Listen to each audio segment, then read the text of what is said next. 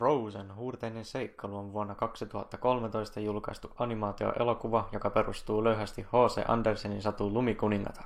Tarina sijoittuu pohjoiseen Arendelleen, jossa elävät kuningas ja kuningatar ja heidän kaksi tytärtään, prinsessat Anna ja Elsa. Elsa on syntynyt jääpuikkotaikavoimien kanssa, joiden avulla hän voi hallita jäätä ja lunta. Elsa iskee Annaa vahingossa jääpuikkovoimillaan, jonka seurauksena kuningas ja kuningatar veivät tyttärensä Peikkojen luo, jossa Peikkopapa parantaa Annan poistamalla hänen muistonsa Elsan voimista ja neuvoo Elsalle, että hänen pitäisi opetella hallitsemaan voimiaan. Kuningaspari päättää eristää siskot toisistaan ja rupeavat hylkimään muuta maailmaa sulkemalla portit. Anna kasvaa optimistisena yksinäisyydessä, Elsa taas omia voimiaan peläten. Tyttöjen ollessa teini-ikäisiä heidän vanhempansa heittävät veivinsä ja 3 vuoden päästä Elsasta tulee Arendellen uusi kuningatar ja bileet pistetään pystyyn. Juhlapäivänä Anna tapaa Hanssin, Annan ensimmäisen sekä yhden yön rakkaan. Hans kosiskelee Annaa ja he löytävät yhteisen sävelen nopeasti, liiankin nopeasti. Yhden yön laulutuokio johtaakin kihlajaisiin ja naimisiin menoon. Pyytäessään Elsalta siunosta heidän liitolleen, Elsa sanoo tiukan ein, koska Anna ei tiedä mitään rakkaudesta. Lopputuloksena Anna vetää kilarit ja Elsa ei enää kestä. Riideltyään Annan kanssa, Elsa paljastaa ahdistuneisuudessaan huurteiset voimansa, jonka seurauksena vessattomien herttua ihan sama.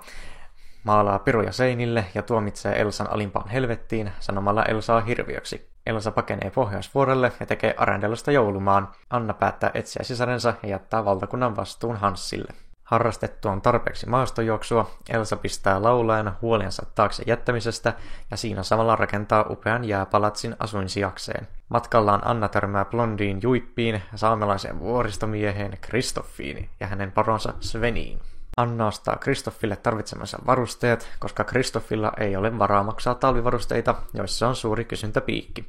Ja vastapalvelukseksi Anna pakottaa hänet lähtemään kanssaan Pohjoisvuorelle. Kokoonpanoon liittyy pian myös Elsan luoma lumiukko Olaf, jolla on fetissi lämpöä kohtaan. Epäonnistuttuaan kääntää Elsan pää, kaikki menee päin mäntyä kotopuolessa. Hans haluaa päästä valtaan ja tämän vuoksi aikoo surmata Elsan ja Annankin, kun hän sai siihen tilaisuuden. Elsan jäädytettyä Annan sydämen, vahingossa tietenkin. Lopputaistelun jälkeen kaikki kuitenkin päättyy parhain päin ja Elsa avaa portit lopullisesti ja kaupanteko vessattomien ihan sama mulle kanssa loppuu. Oma mielipide. Älä ota ittees. Elokuvan tekijöillä taisi olla todella nopeat lasit päässä, sillä omasta mielestäni elokuva oli liian lyhyt ja se näkyy tarinassa. Elokuva etenee aivan liian nopeasti ja mitään ei selitetä, kuten sitä, että mistä Elsa on saanut voimansa ja mistä Elsan ja Annan vanhemmat tietävät peikot ja tietävät mennä näiden luo. Elsan iskettyä Annaa huurteisilla voimillaan. Ehkä tekijät halusivat elokuvan nopeasti joulumarkkinoille. Elsan ja Annan vanhempiin ei panostettu kunnolla. Siinä he ensin olivat, lähtivät risteilylle ja seuraavaksi laiva jääkin hyökyalon alle. Aivan kuin sen olisi vain pyyhkäisty tarinasta pois, jossa ei muutenkaan ole mitään järkeä, koska heidän vanhempiensa kuolema ei oikein järkyttänyt Annaa ja Elsaa millään lailla. Heitä ei varmaan edes mainittu sen jälkeen. Hahmot epäonnistuivat siinä mielessä, että ne jäivät suurimmaksi osaksi pintapuolisiksi, ei päästy syvälle hahmon tunteisiin ja tarinaan. Esimerkiksi Annan ja Kristoffin suhde oli aika pintapuolinen, eikä palavaa rakkautta ollut edes tulitikun verran.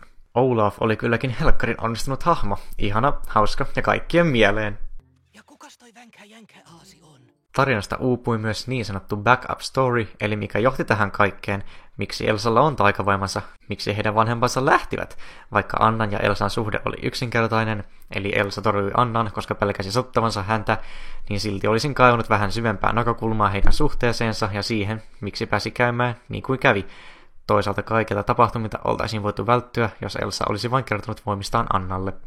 Elokuvasta jäi muutenkin uupumaan pääpahis. Toisaalta elokuvan loppupuolella, kun Hans pettää Annan ja jättää tämän kuolemaan, hänestä tulee pääpahis, tai hän paljastuu pahikseksi.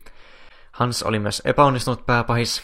Ensin hän on vain tavallinen auttavainen nuori mies, ja sitten hän muuttuukin yhdessä kohtauksessa Juudakseksi, jolla oli agenda kaiken aikaa. Se sai hänet oikeastaan vaikuttamaan vain wannabe-gangsterilta, joka halusi valtaa perheessä sorsimisen jälkeen. Hänestä ei huoku sellainen evil mastermind-luonne. On vaikea uskoa, että hän pyrki tähän koko ajan. Tämä on myös yksi niistä tilanteista, joihin olisi kaivattu enemmän paneutumista Hansin motiiviin. Olisi ollut kiva tietää, että suunnitteleeko Hans kaiken alusta asti, vai oliko se vain päähänpisto. Elokuvasta jäi vähän sellainen fiilis, että puolet siitä oli laulua.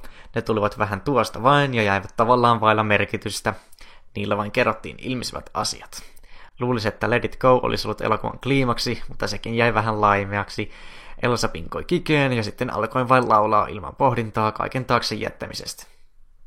Lopputaistelukin oli todella mitään sanomaton. Siinä oli yksi miekan isku ja koko taistelu oli ohi. Pahin juttu, mitä Hansille tapahtui, oli, että hän sai nyrkistä ja sai ämpärin kaaliinsa, kun hänet heitettiin tyrmään. Yleensä pääpahis kuolee, ainakin vanhemmissa Disney-elokuvissa. Toisaalta nykyleffoissa se olisi vähän karua, kun lapset mukamas traumatisoituvat ja vanhemmat valittavat. On elokuvassa myös hyviä puolia, muun muassa elokuvan biisit ovat aivan mahtavia. On todella harvoja elokuvia, joissa pitäisin kaikista biiseistä. Propsit siitä. Loppuarvio. Toivottavasti et ottanut ittees. Elokuva oli omasta mielestäni suhteellisen onnistunut, lukuun ottamatta niitä asioita, joista mainitsin aikaisemmin. Pari tuntia leffan katsomisen jälkeen rupesin kuitenkin pitämään Frozenista todella paljon. Vaikka Frozen ei olekaan Disneyn parhaimmistoa ja vähän yliarvostettu, niin suosittelen tätä kuitenkin kaikille katsottavaksi vähintään kerran, varsinkin Disney- ja animaatioelokuvien ystäville. Mitä sanoit?